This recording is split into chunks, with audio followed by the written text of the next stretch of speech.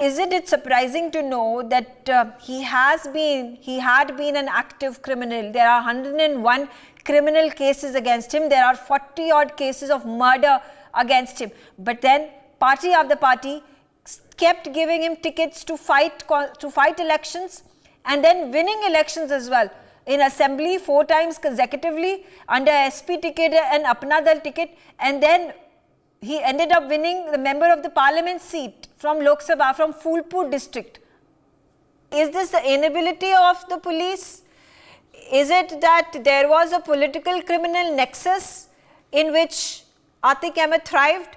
What had been going on over the past several decades? Because this man was active as a criminal, and he was in fact even charged with the murder of a politician.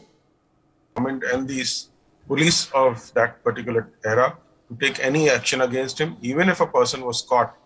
The evidence was destroyed, the witnesses were murdered, or they were scared away, and hence the crimes could not be taken to the logical conclusion. Yes, he did murder at the age of 17 in 1979, and he was born in 1962.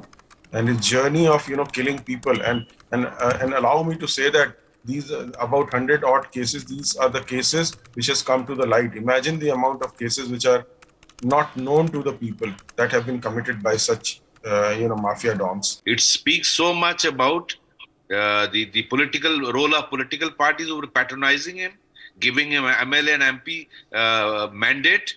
It speaks of so much about the voters, including you and me, who give votes to such hardened criminals. Shame, I think, on all of us. If this is the kind of people I am choosing to frame laws for the country. Rajalakshmi Joshi, what are your views? Should Atique Ahmed have been arrested and law of the land been then put out against him for a life term or a murder for 101 criminal cases against him? Why had it taken so long for the cops to catch him? A very good afternoon, Megha. And yes, this is what SP Vedji just said.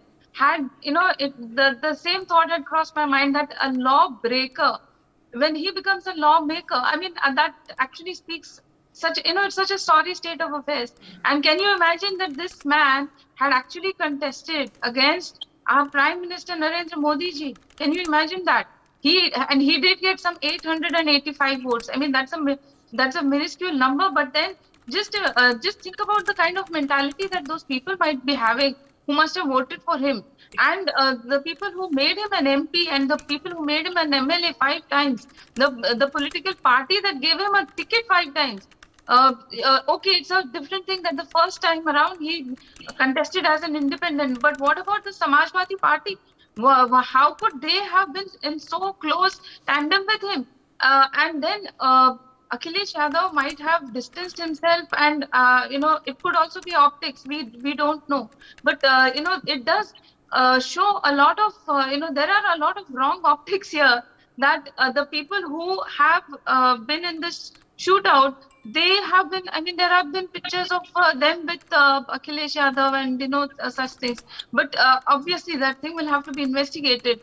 But this is such a sorry state of affairs, that this kind of a shootout, this kind of a gruesome murder, you could say, in front of television cameras, that actually is causing celebration among the citizens, because this person was somebody who had created terror in the entire state. So just imagine, especially in eastern part of Uttar Pradesh, the people are rejoicing. So I think, as a society, we need to know what kind of people we need to be sending as our elected representatives. Now, I'm glad that things have changed and we don't have the jungle raj anymore in Uttar Pradesh. So from the Bimaru states, now Uttar Pradesh has definitely developed into a very developed state. So it is actually one of the most progressive states today.